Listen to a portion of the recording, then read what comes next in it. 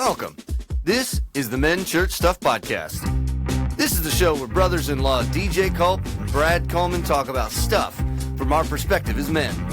It's a show for anyone who wants to hear how Christians interact with the world.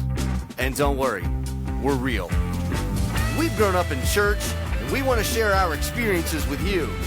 We're going to talk about life stuff, church stuff, we'll talk man stuff, and stuff. The show starts now.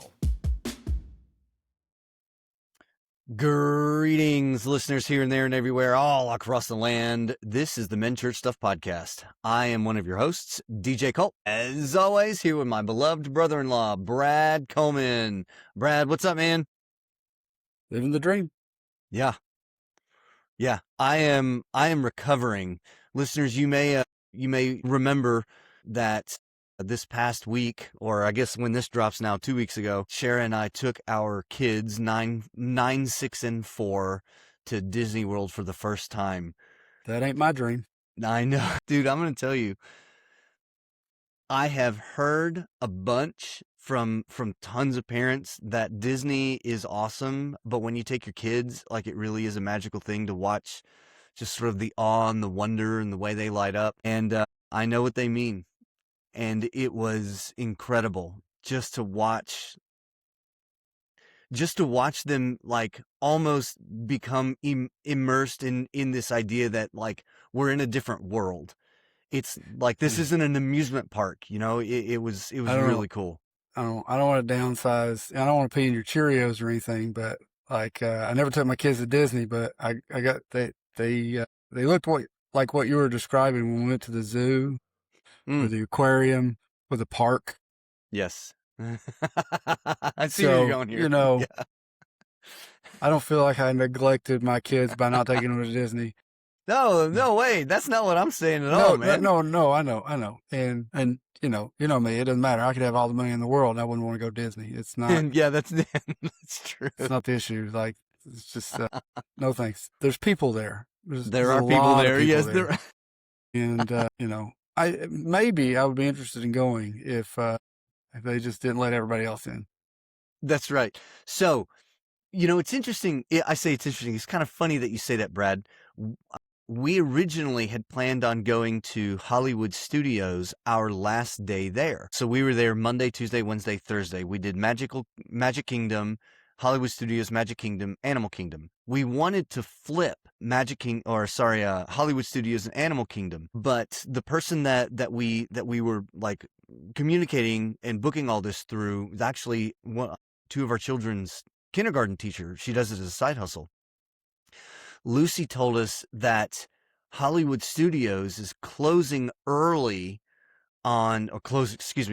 to the public early on Thursday because the entire park is being privately rented.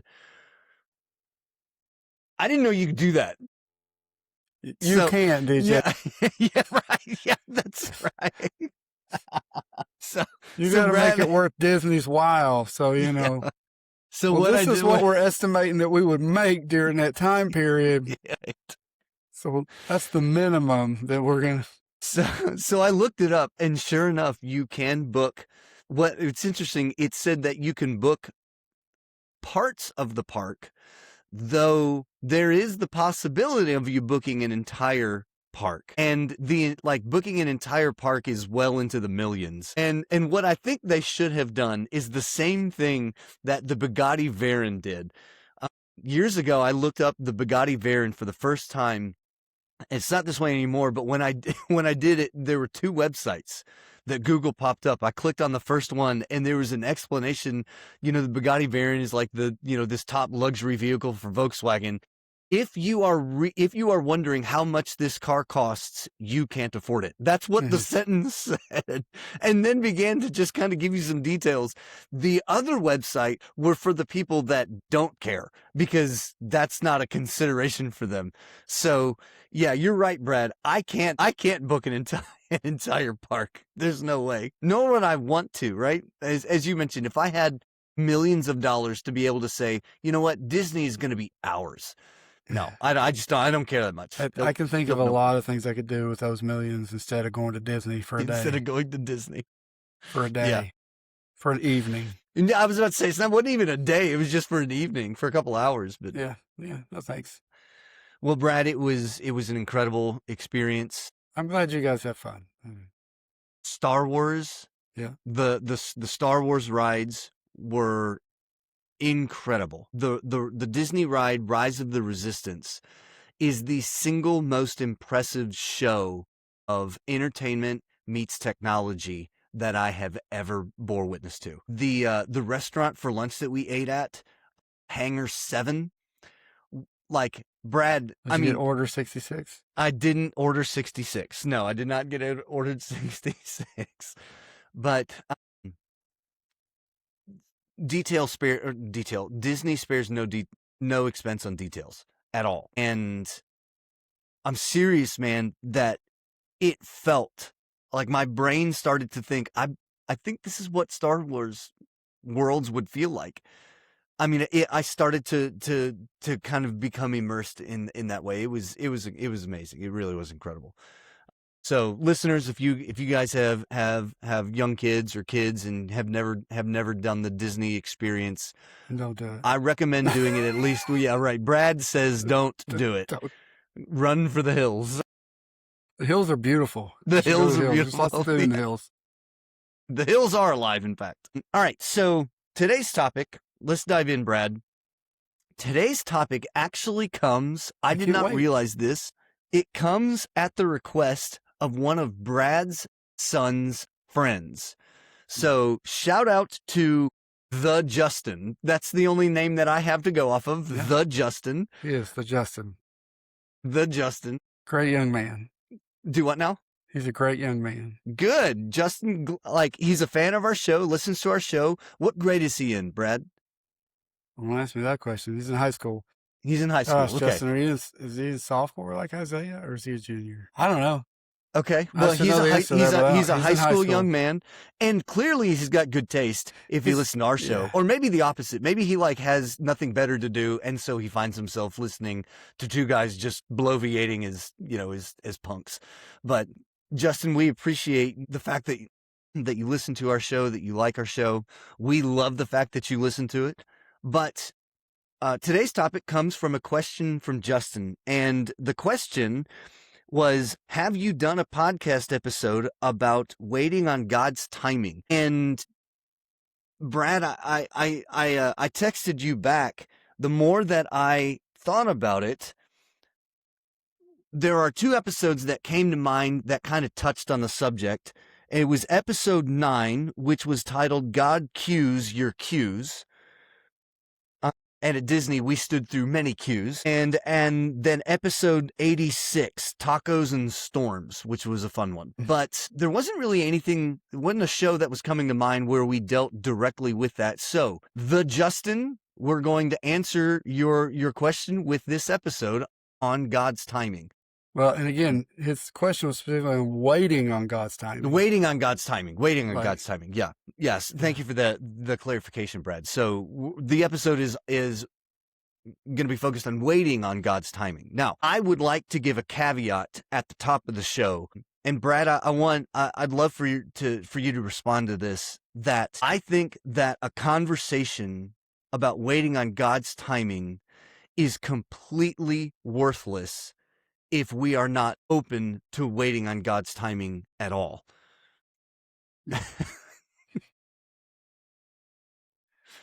Brad, Yeah. thoughts? Well, I mean, yes, because we got to be willing to wait on God's timing. I mean, I think sometimes we're like, okay, we're looking for where is the way that I can rush God's timing, yes. right? Yeah. Is there something that I need to do or understand so that I can just bring about God's timing? Right. And generally speaking, no. Yeah, right. Generally speaking, maybe the in answer is no. some instances, yes, but generally speaking, no, we Right. can't. Understanding isn't going to make it go any quicker. And actually, that right there, just kind of borrowing a thought that you and I were talking about several episodes ago, like, Brad, you mentioned that, if you're a parent that has lost a child, I'm not even going to pretend to speak from experience. I don't want it. But even if God gave us an answer as to why he allowed that to happen, that answer is not going to be good enough. And typically speaking, when I think about waiting on God's timing, if I'm given an answer, or if I pretend to be given an answer, right? If I kind of do the thought experiment of what would this conversation be like, I really still come to the idea that no matter what his answer really is, it's probably not going to be good enough, because it's not going to get me out of line. And as Brad, as you were mentioning, oftentimes when we think about waiting on God's timing, what we try to do is we try to think about ways that will rush it. How do I either because I just came back from Disney, how do I either lightning lane this, right? How do I bypass waiting in line? Or if I find myself being in line, is there a way that God can get me out of line? And no matter what, just at the top of the show, no matter what the case is, if we are not willing to be open to wait on God's timing, talking about it, almost is rendered useless. So it is too extreme to say that it's a worthless conversation, but if we're only focused on ending our own waiting and refusing to do anything else, it's hard to talk about it. Yeah. So I just wanted to kind of give that caveat at the top. Right. I think the other caveat, in fairness, is none of us really like to wait. No. Good I think call, it's one dude. of the Yeah. human condition is that we don't like to wait, even if we know we have to wait, even if we know we need to wait. Yeah. And I think that, and I hope that I'm not even derailing a conversation that hasn't even started yet, Brad, but I think that there's an element of part of the human condition, as you just mentioned, that hates waiting. I think there's a part of that is directly connected to the curse of Adam, where you will till the ground, but it will not yield.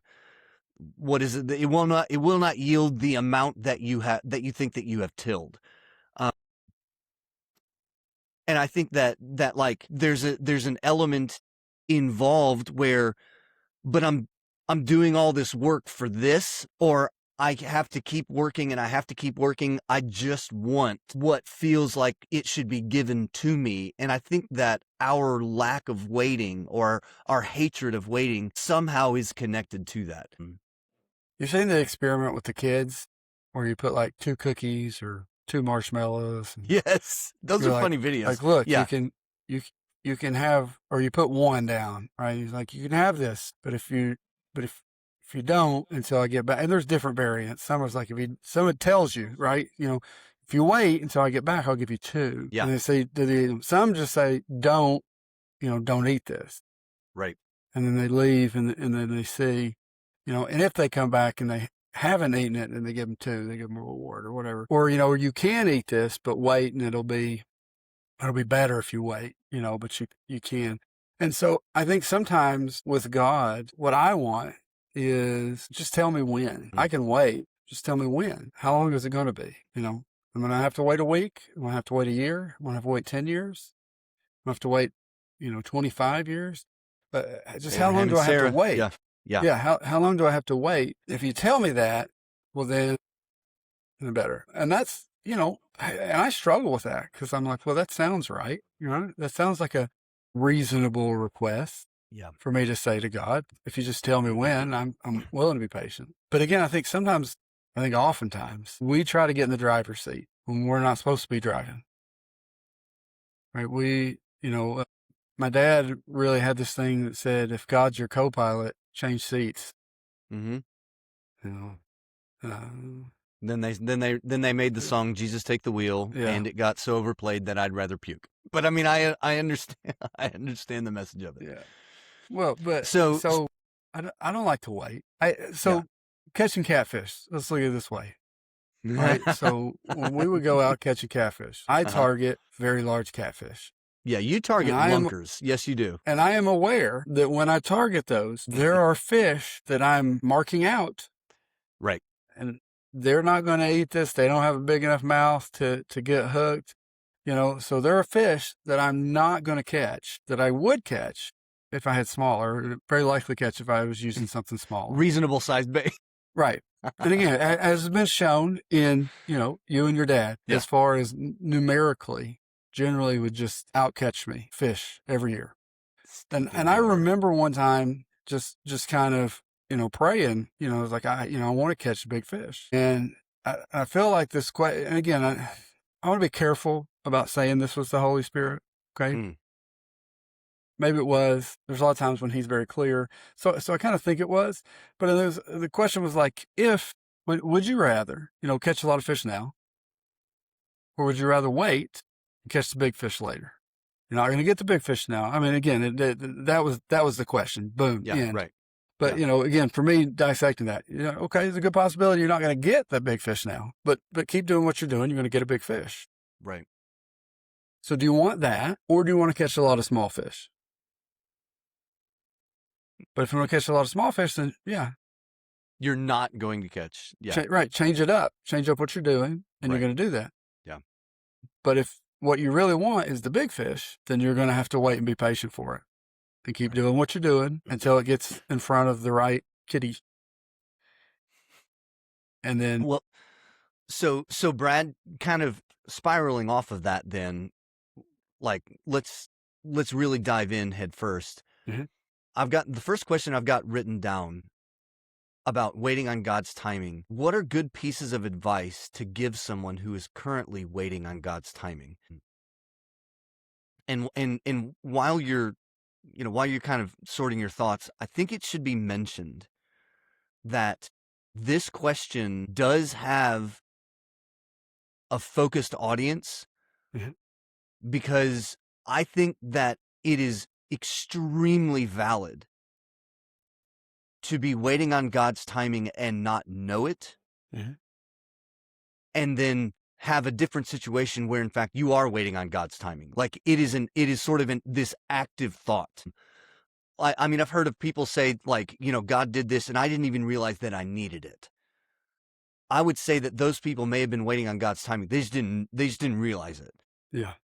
So what are some good pieces of advice to give someone who is currently so actively understanding that they are waiting on God's timing?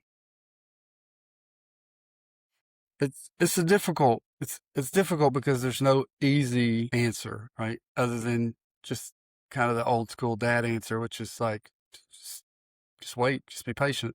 Yeah. God's timing is perfect. I think there is a lot to say about what we're focused on. Mm-hmm. Okay. So what are we waiting on? And that thing that we're waiting on, how important is it? And what if God says no? What if God doesn't do it? And then again, sometimes we're praying for a loved one. Well, God's working on their heart. Mm. He's going to, but ultimately gives them free will, I believe. So Yeah. God's not going to, just because I pray more, knock down their door and force save them. Yeah. Force safe. Yeah. But I think our prayers do matter. I hate waiting. I hate waiting. But sometimes I think God has me wait because I need to trust him. Mm-hmm.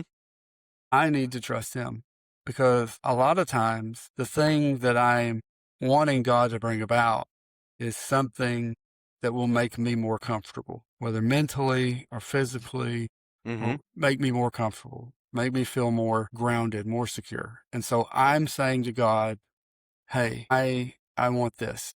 I need this. Please give me this.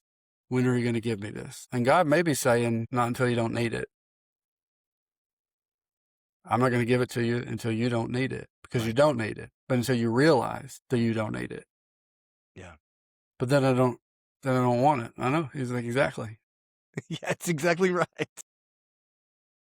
Because sometimes we get so focused on this thing or this idea that we lose all focus on what is really important. we're Martha in the Mm-hmm. kitchen, being busy, doing all this when we need to be sitting at Jesus's feet. Right. Martha goes, W- tell her to come Yeah. help me. Well, And yeah. So Jesus Brad, says she has chosen the right thing, and it won't be taken away from her. right. And Brad, to elaborate even just a little bit more, I think that not only was there frustration in Martha's, I guess, rebuke almost of Mary, but I also think there's jealousy that Jesus was okay with this situation. So Martha is in fact doing all Yeah. the work, Hmm. but Mary is enjoying, like, I want to be able to do that too. Like, have her come in here and help so that I can get to this moment, quickly as well. But I think the best piece of advice, as you mentioned, Brad, beyond, the old school. I mean, sorry, you just gotta buckle up and wait. I want to say it comes. Is it in Daniel where God speaks to the Israelites that have been displaced into Babylon, like, build houses, plant roots, get jobs, live your life, like, reproduce, Right. bless where you're at while you are waiting. And I think that this is the toughest part. I know for me, Brad. So if we accept that the human condition doesn't like waiting and that's just this universal truth, let's set Hmm. that aside. That's a given. The next layer for me is not is learning how to not dwell on waiting. And I don't necessarily know how often that message is so overtly translated or conveyed in the church, right? I think the church does an extremely good job, and Christian culture does an extremely good job of saying, like, it is a good thing to wait on the Lord. Yay. But beyond that, what do we do in the meantime? You you do what you're doing. That's what you do. You don't stop. You don't quit your job. I mean, I'm going to say this, unless, like, You, I you don't don't want to I don't tell want your to. husband, take my handmaid and just get pregnant by her and bring That's about God's right. Yeah, promise. right. It's been 11 years. Yeah. And I mean, I am not under any circumstance going to blame either Abraham or Sarah for being sick and tired of hearing the narrative, God's going to bless us, God's going to bless us. He just hasn't yet. I am not under any circumstance going to blame them for wanting to be impatient. You don't need to take somebody's hand. Like, no, that's bad. No, bad. No, bad. Like, And I think that's an extreme example, obviously, oh, right? absolutely it Because is. But the principle we're is correct. breaking, because in that example, you're breaking the fidelity of marriage. You're breaking what God has set up to in your mind bring about what God has promised. Right. Like that makes Mhm. no sense if you sit back and think about it. But all of that aside, how many times do we do that? And not that God has given us that kind of a promise, but if we feel that God should do something and then he doesn't, and he doesn't, and he doesn't, and we get to a point where we just go, okay, well, I'm going to take it into my own hands. I will tell you, a couple of weeks ago, the Holy Spirit really rebuked me on one of the things in my own heart. I was out by myself. I was at an antique mall and I was praying about something and basically, this temptation or whatever. And then I was like, well, I'm just really getting worn down. And I started to just make these excuses. I was like, I don't know and again, nothing like a fair or anything. Don't want to make people think those thoughts, but just again, our day-to-day temptations, as men. And it was just Sure. like, I, I just don't, I basically was starting to make excuses that, it's not going to be my fault if it keeps popping into the front of me. And, feel like, one, the Holy Spirit rebuked me and reminded me of something that I had said to a friend not too long ago, basically, about marriage and the fidelity of marriage and how you can't make your excuses just because this doesn't happen or that doesn't happen, or you don't like the scenario, or you don't feel like you don't get to just go, well, I had enough, and then justify your sin. Right. And that's kind of, again, the Holy Spirit lit me up with, you're trying to do the same thing. You're trying to, justify your sin. You don't get to do that. Right. Doesn't matter if it's put in front of your face 1,000 times, 100,000 times. Yeah. If you're supposed to flee from it, flee from it. And Brad, thank you for bringing us kind of into this frame, because listeners, my apologies that I didn't say this first. But what are some good pieces of advice to someone who is currently waiting on God's timing? The last thing that we need to do is doubt that he will come through for us. That does not mean to say that he will answer that he will answer our prayers or fix our situations in the ways that we want him to. That is not what I'm saying. That is absolutely not what I'm saying. But what I am saying is that God is faithful. God is true. He is truth. His word says so, but his word throughout history has bore that out. So there is tons of, if you will, Brad, if I can say this, there's tons of trial and error that has long since happened, way before anybody on earth has ever been in existence. Trial and error has continually shown that God is faithful. So the first thing that we need to do is remind ourselves that God is in fact going to come through for us.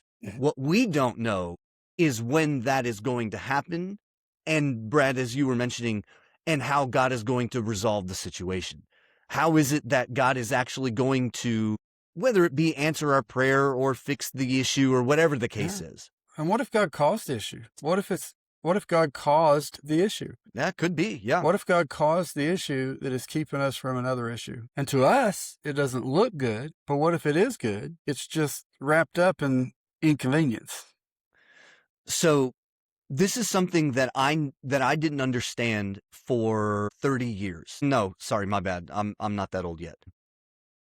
A solid 20 to 25. We'll go there.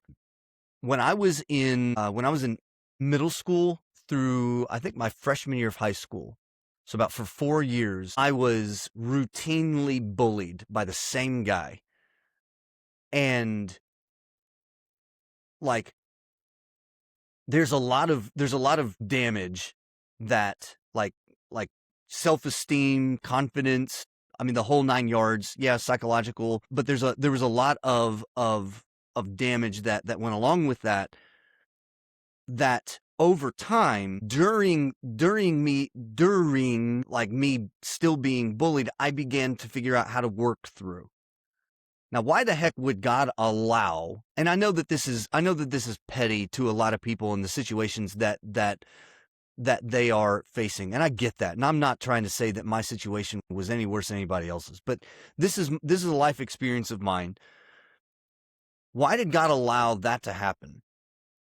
When you fast forward that 20 years, there was a force. And that's all that I will say. But there was a force that I faced that, Brad, I mean, it hurt. And I mean, it made me cry in some occasions, but my body knew how to react to it with a lot of calm, with a lot of composure. I wasn't swayed by intimidation. I wasn't swayed by this particular person's view or version of threats. And years later, I say years, a couple years later, I was reflecting on that. And as you mentioned, I'm going to say that it was the Holy Spirit kind of just dropped this little nugget in my mind. It wasn't like, the Spirit took me and I was like Philip and I found myself in another town. It wasn't anything like that. But all of a sudden, out of nowhere, I kind of came to the conclusion, like, the reason that I've been able to handle this is because of Luke, is because of the bully from middle school. Never in my wildest dreams would I have ever thought that God could have used something so, like, to me, even if it was temporarily traumatic, as something that could have been so unbelievably influential later on in life, that Yeah. could have had pretty severe negative consequences on my family. So, So there is, like, is it Highway to Heaven is it Michael Landon? yeah, Michael Landon. Mm-hmm. So there's an episode of that where his friend, the human friend, is staying in this hotel, and it's a family ran hotel, and there's this sweetest little, like, 10-year-old girl, and she's helping, and she's bringing stuff, food by to the room or whatever, and she's always so pleasant, but she has to work because he finds out with the family, because the family's kind of like, this is their business. They don't have enough money to hire somebody else, so, like, everybody has to. Pause. You froze. I marked it, but start with sweetest. Yeah, I think you said sweetest 10-year-old girl, right? Yeah. So sweetest 10-year-old girl that has to help out her family because, they can't afford to hire other people to do it. So she's 10 and she's having to work. She's having to deliver the meals and clean up and do all this stuff. And the friend just really was upset that they would be in kind of a poverty type situation, even though they own, like, the hotel, but that she would have to do this, so he gets really mad though, because there's a fire and she dies.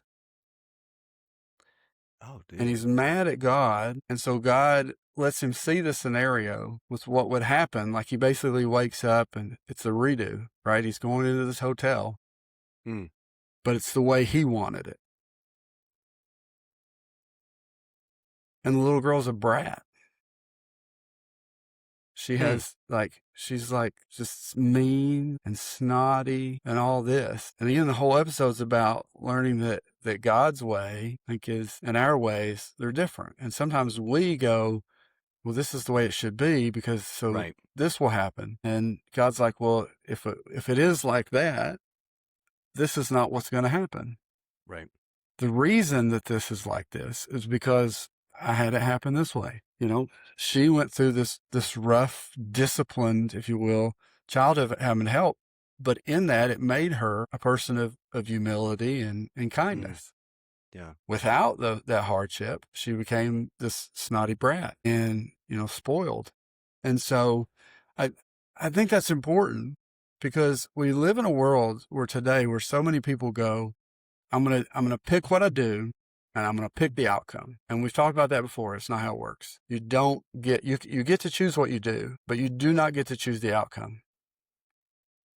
I can plant corn all day long and go, I'm growing beans. I'm going to grow beans, but, secondhand lions. Yeah.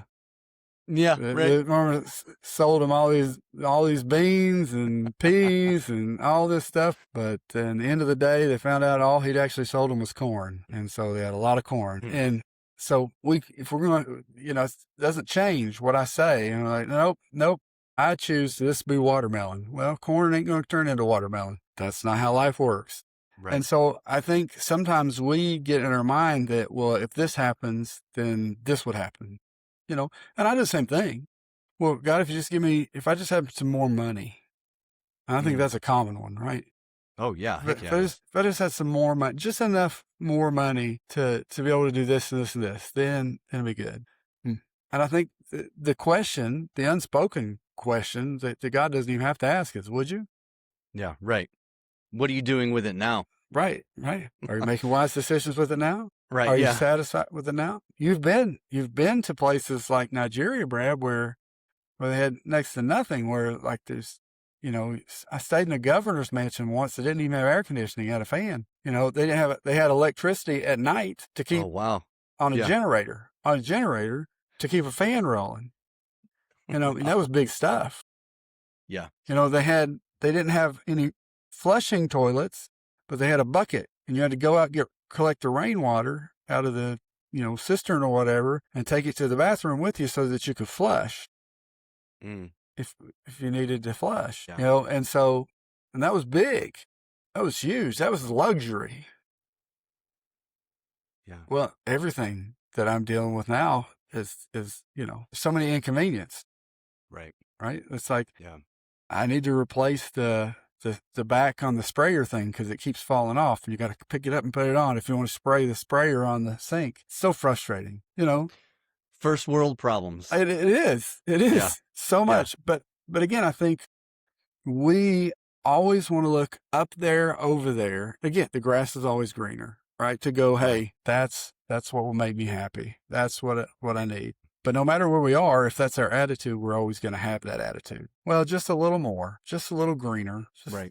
Just and Brad, that I think that references back to one of the things you said at the top of the show, that what we really wish is ultimately is that we could figure out ways to speed up God's timing, right? And all right, so God, if you're going to take your time, or take the time that I think you might be taking, then how about, throw a bone, give me a little bit of this or a little bit of that, make my waiting feel better, make it easier. We want to negotiate. I'll wait as long as you give me some extra things to kind of keep me entertained, Yeah. Isn't it funny? Isn't it funny that we in our psyche think we have anything to bring to a table to negotiate with the God who made us and everything else, who has no lack? Come on, guy. If what? I know. We're trying to negotiate. It's God's grace and His love. It's like a toddler coming up with a pocket full of dirty rocks that are not even cool rocks, and sticks, and trying to negotiate. Like, if you get anything, it's because I love you. Right. If you get anything, it's because it's not because of the rocks that you gave me. It's not the rocks. Right. Yeah. No. Don't. Yeah. So, well, let me ask you this, Brad. What are, regarding, or to the people that find themselves currently waiting on God's timing, what are some of your favorite scripture passages that you retreat to that talk about it? So, again, one of my favorites, as I mentioned earlier, was I do think it's in Daniel, where he says to the Israelites, plant roots, keep doing what you're doing. Don't stop your life because you're waiting. That is not the way that God has intended things to go. Go ahead, Brett. It's scripture that talks about God's at just the right time. And I'm trying to think. Again, I can't. You'll have to do a Google search for it, guys. But at just the right time, God, He sent Christ, and yes. God is the God of just the right time, the fullness of time. It's just the right time. But often I'll go to Lazarus. Okay. They send the message to Jesus that his friend Lazarus is sick. His friend? Isn't it is it his cousin? No. Okay. Friend. Got it. No, his cousin was John the Baptist, John the Baptizer. Right. I knew that.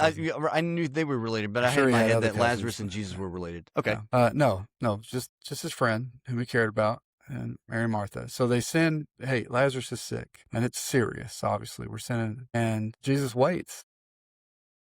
Mm-hmm. And he tells his apostles, because he's like, well, Lazarus is sleeping. And they're like, well, it's good that he's sleeping because, he'll heal. And he's like, he's dead, guys. Right. Yeah. Come on, catch up. And Right. so by the time Jesus gets there, and again, he tarries intentionally. It's not Mhm. like, oh, and he dropped everything and goes, oh, that's what they wanted him to do. They Right. wanted him to drop everything and go. That's what I would have wanted him to do. That's what Sure. I would have employed him to do.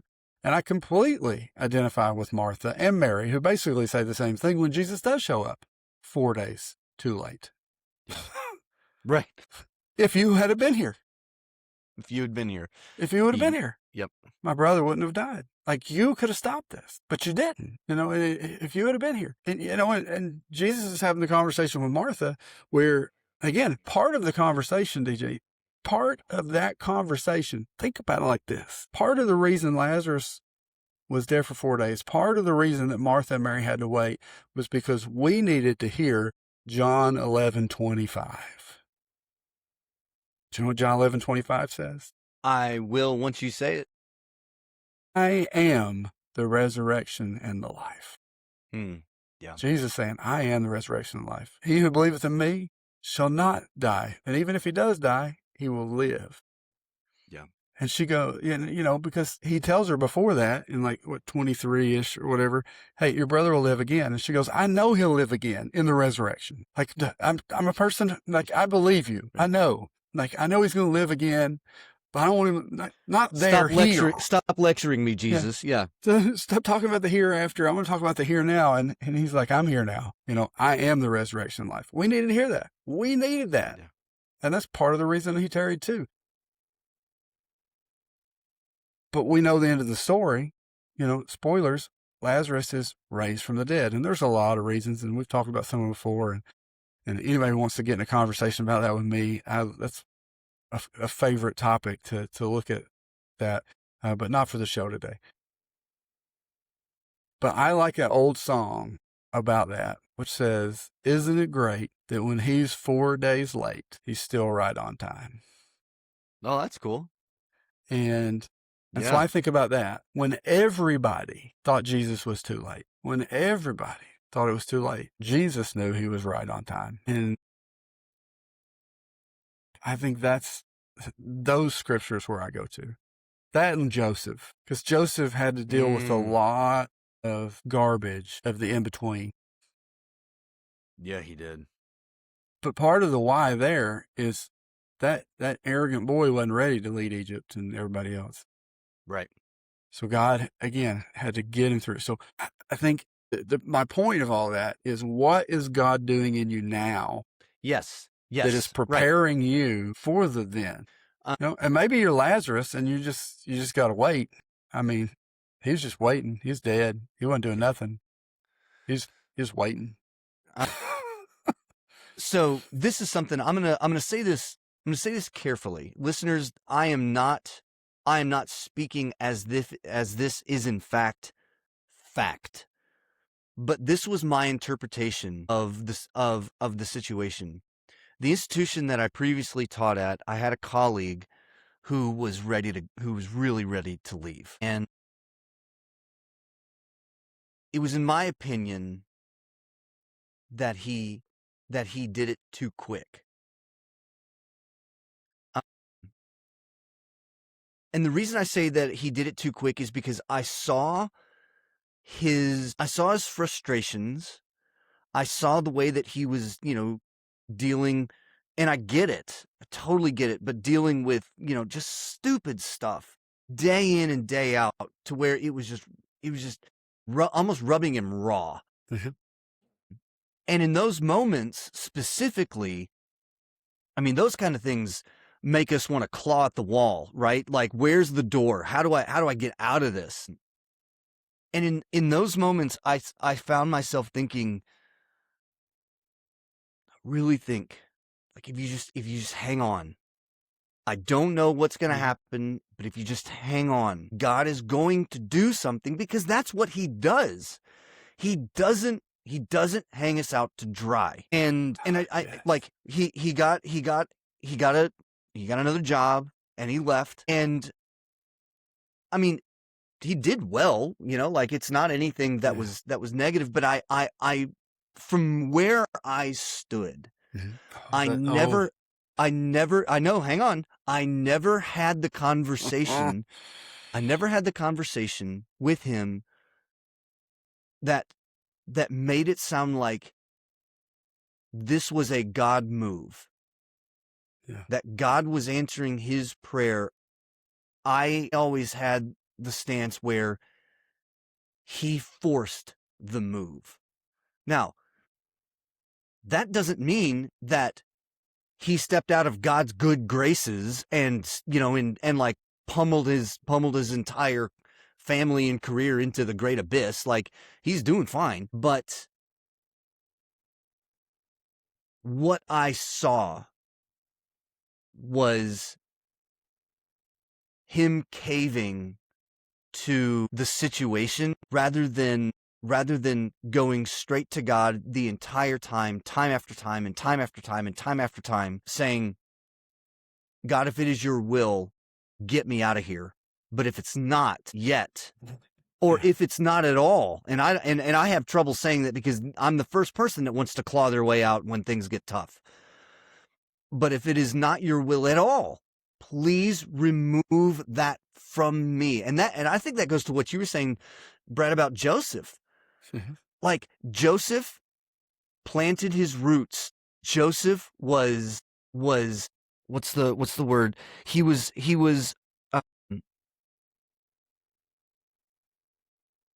oh my goodness.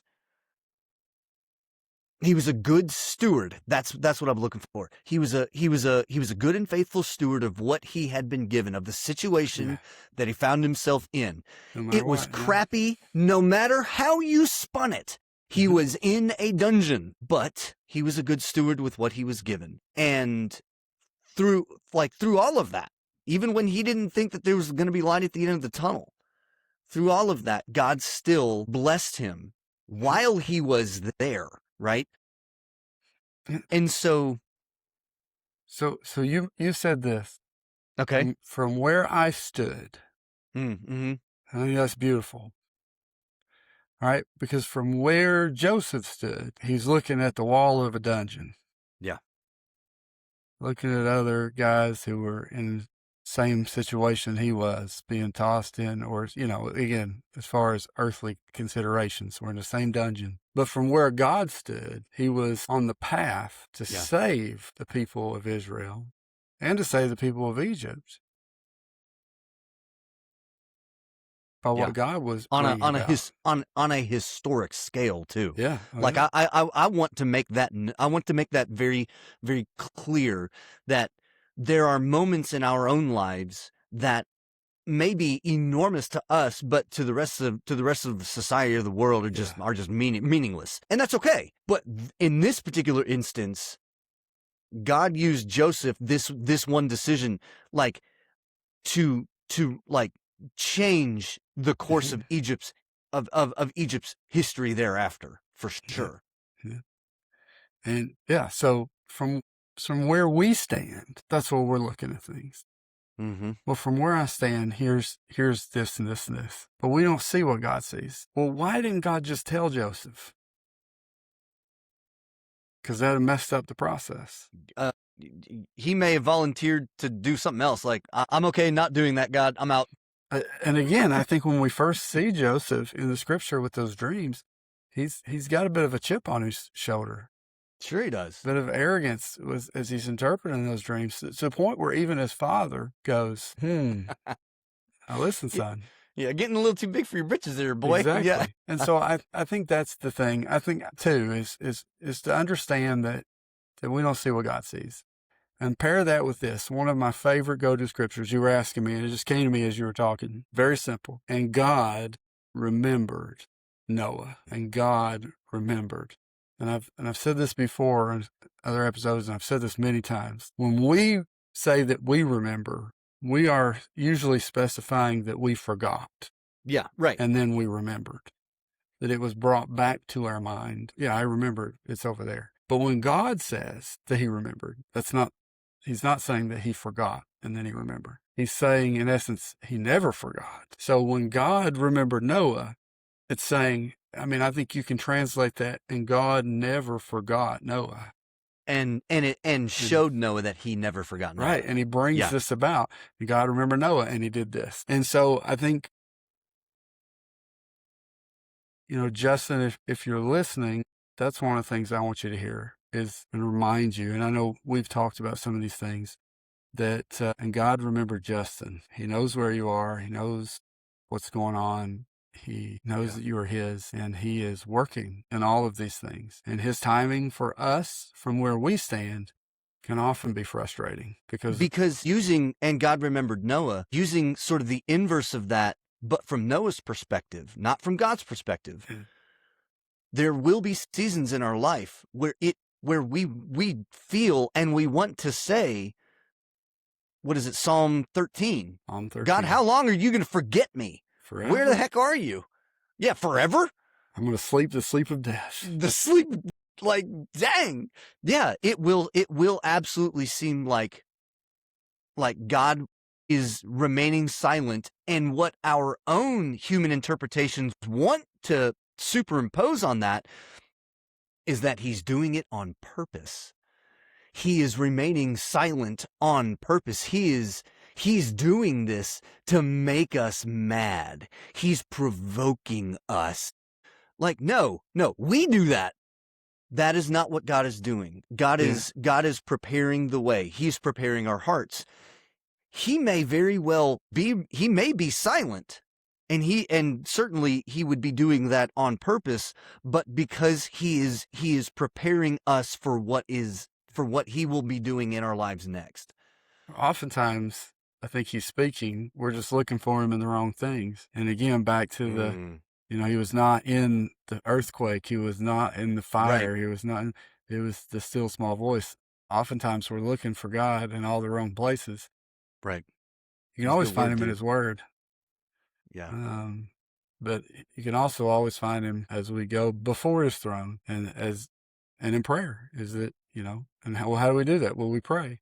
How do we pray? Well, we have a conversation with God. Is it that simple? It's that simple. It is that simple. Yeah, right. Yeah. He knows we're simple. Well, there you go, the Justin. I hope that you've gotten some clarity on what to do while waiting on God's timing. One of the things that is very hard to talk about in like this kind of a topic is just the situational aspect that I have no earthly idea what kind of waiting you're doing, or even what kind of waiting Brad is doing, or how he handles it, or how long has he been waiting. There's so many different cogs in those situations that can very easily move a conversation away from the actual intended goal, which is simply, are we waiting? And are we okay that God has not answered yet? And so to that, listeners, thank you so much for tuning in. You know what to do. Follow us on our Facebook group page, on our Instagram page. We no longer have a website. It's totally okay. But you can still contact us directly via email, menchurchstuff@gmail.com. You can submit any comment, any thought, any show suggestion through our email or through our Facebook group page. But we love the idea of you guys contacting us, interact with us, get involved. And if there's something that you want us to consider, to talk about, to toil over, just simply let us know. We will absolutely be answered, and we will absolutely put it on the show. So if you're listening via iTunes or Spotify, just like last week, we ask that you take just a couple seconds here to give us a 5-star rating. Ready? Hey, thanks. We appreciate it. And we appreciate you. But leave a review for us if you would also like. We'd love to hear your thoughts. And so would iTunes. iTunes wants to know us. So beyond that, Brad, I love you, buddy. Listeners, we love you. And we will catch you next time. Go be his church.